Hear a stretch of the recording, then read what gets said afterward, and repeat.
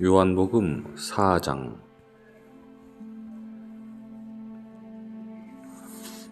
요한보다 예수께서 제자로 삼고 세례를 주시는 사람이 더 많다는 소문을 바리새파 사람들이 들었다. 사실은 예수께서 직접 세례를 주신 것이 아니라 그 제자들이 준 것이다. 예수께서 이것을 아시고 유대를 떠나 다시 갈릴리로 가기로 하셨다. 그렇게 하려면 사마리아를 거쳐서 가실 수밖에 없었다. 예수께서 사마리아에 있는 수아라는 동네에 이르셨다. 이 동네는 야곱이 아들 요셉에게 준 땅에서 가까운 곳이며 야곱의 우물이 거기에 있었다. 예수께서 길을 가시다가 피로하여 우물가에 앉으셨다. 정오쯤이었다. 사마리아 여자 하나가 물을 기르러 나왔다. 예수께서 그 여자에게 물을 좀 달라고 말씀하셨다. 제자들은 먹을 것을 사러 동네로 들어가서 그 자리에 없었다. 사마리아 여자가 예수께 말하기를, 선생님은 유대 사람인데 어떻게 사마리아 여자인 나에게 물을 달라고 하십니까? 하였다. 유대 사람은 사마리아 사람과 상종하지 않기 때문이다. 예수께서 그 여자에게 대답하셨다. 네가 하나님의 은사를 알고 또 너에게 물을 달라는 사람이 누구인지를 알았더라면 도리어 네가 그에게 청하였을 것이며 그는 너에게 생수를 주었을 것이다. 여자가 말하였다. 선생님에게는 두레박도 없고 이 우물은 깊은데 어떻게 나에게 생수를 구해 주시겠습니까? 선생님이 우리 조상 야곱보다 더 위대한 분이라는 말입니까? 그는 우리에게 이 우물을 주었고 그와 그 자녀들과 그 가축까지 다 이 우물의 물을 마셨습니다. 예수께서 말씀하셨다. 이 물을 마시는 사람은 다시 목마를 것이다. 그러나 내가 주는 물을 마시는 사람은 영원히 목마르지 않을 것이다. 내가 주는 물은 그 사람 속에서 영생에 이르게 하는 샘물이 될 것이다. 여자가 말하였다. 선생님, 그 물을 나에게 주셔서 내가 목마르지도 않고 또 물을 기르러 여기까지 나오지도 않게 해주십시오. 예수께서 그 여자더러 가서 내 남편을 불러오너라 하시니 여자가 대답하기를 나에게는 남편이 없습니다 하였다. 예수께서 여자에게 말씀하셨다. 남편이 없다고 한 말이 옳다. 너에게는 남편이 5이나 있었고 지금 같이 살고 있는 남편도 내 남편이 아니니 제대로 말하였다. 여자가 말하기를 선생님, 내가 보니 선생님은 예언자이십니다. 우리 조상은 이 산 위에서 예배를 드렸는데 선생님네 사람들은 예배드려야 할 곳이 예루살렘에 있다고 합니다 하였다. 예수께서 말씀하셨다. 여자여, 나의 말을 믿어라. 너희가 이 산 위에서도 아니고 예루살렘에서도 아닌 데서 너희가 아버지께 예배를 드릴 때가 올 것이다. 너희는 너희가 알지 못하는 것을 예배하고 우리는 우리가 아는 분을 예배한다. 구원은 유대 사람에게서 나기 때문이다. 참되게 예배를 드리는 사람들이 영과 진리로 아버지께 예배를 드릴 때가 온다. 지금이 바로 그때다. 아버지께서는 이렇게 예배를 드리는 사람들을 찾으신다. 하나님은 영이시다. 그러므로 하나님께 예배를 드리는 사람은 영과 진리로 예배를 드려야 한다. 여자가 말하기를 나는 그리스도라고 하는 메시아가 오실 것을 압니다.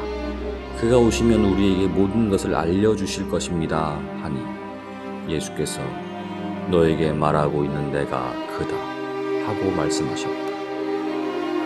이때 제자들이 돌아와서 예수께서 그 여자와 더불어 말씀을 나누시는 것을 보고 놀랐다. 그러나 예수께 웬일이십니까? 하거나 어찌하여 그 여자와 말씀을 나누고 계십니까? 하고 묻는 사람이 하나도 없었다. 그 여인은 물동이를 버려두고 동네로 들어가서 사람들에게 말하였다. 내가 한 일을 모두 알아맞히신 분이 계십니다. 와서 보십시오. 그분이 그리스도가 아닐까요?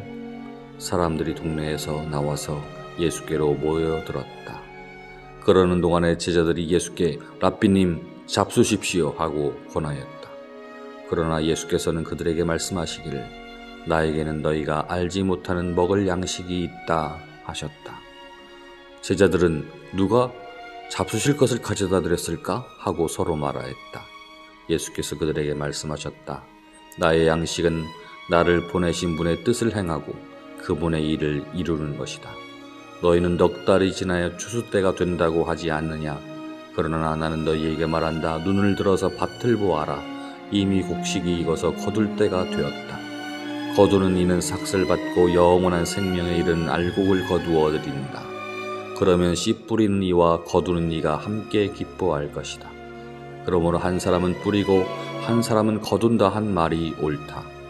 나는 너희가 수고하지 않은 것을 거두게 하려고 너희를 보냈다. 수고는 남들이 하였는데 너희가 수고의 결실에 참여하게 된 것이다. 그 동네에서 사마리아 사람들이 많이 예수를 믿었다. 그것은 그 여자가 자기가 한 일을 예수께서 다 알아맞히셨다고 증언하였기 때문이다. 사마리아 사람들이 예수께 와서 자기들과 함께 머무르시기를 청하므로 예수께서 이틀 동안 거기에 머무르셨다. 그래서 더 많은 사람들이 예수의 말씀을 듣고서 믿었다. 그들은 그 여자에게 말하였다. 우리가 믿는 것은 이제 그대의 말 때문만은 아니요. 우리가 그 말씀을 직접 들어보고 이분이 참으로 세상의 구주이심을 알았기 때문이요. 이틀 뒤에 예수께서는 거기를 떠나서 갈릴리로 가셨다. 예수께서는 친히 예언자는 자기 고향에서는 존경을 받지 못한다 하고 밝히셨다. 예수께서 갈릴리에 도착하시니 갈릴리 사람들이 예수를 환영하였다. 그들도 명절을 지키러 예루살렘에 갔다가 예수께서 거기에서 하신 모든 일을 보았기 때문이다. 예수께서 또 갈릴리 가나로 가셨다. 그곳은 전에 물로 포도주를 만드신 곳이다. 거기에 왕의 신하가 한 사람이 있었는데 그의 아들이 가버나움에서 앓고 있었다. 그 사람은 예수께서 유대에서 나와서 갈릴리로 들어가셨다는 소문을 듣고 예수께 와서 제발 가버나움으로 내려오셔서 아들을 고쳐주십시오 하고 애원하였다. 아들이 거의 죽게 되었기 때문이다. 예수께서 그에게 말씀하셨다. 너희는 표적이나 기이한 일들을 보지 않고는 결코 믿으려고 하지 않는다. 신하가 예수께 간청하였다. 선생님, 내 아이가 죽기 전에 내려와 주십시오. 예수께서 말씀하셨다. 집으로 돌아가거라. 내 아들이 살 것이다. 그는 예수께서 자기에게 하신 말씀을 믿고 떠나갔다. 그가 내려가는 도중에 종들이 마중 나와 그 아이가 살았다고 보고하였다.